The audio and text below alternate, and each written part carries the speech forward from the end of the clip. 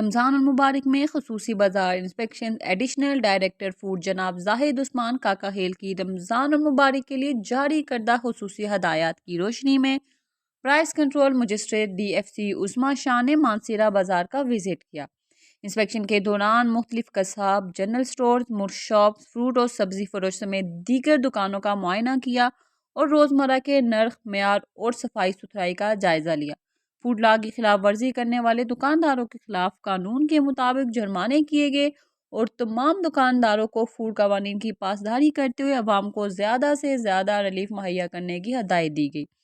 محکمہ خوراک کے اعلیٰ حکام سیکرٹری فوڈ جناب ظریف الالمانی، ڈائریکٹر فوڈ یاسر حسن اور ایڈیشنل ڈائریکٹر فوڈ زاہد عثمان کاکا ہیل کا عوام کو رمضان المبارک میں زیادہ سے زیادہ ریلیف دینے کے لیے فوڈ لا کی خلاف ورزی کرنے والوں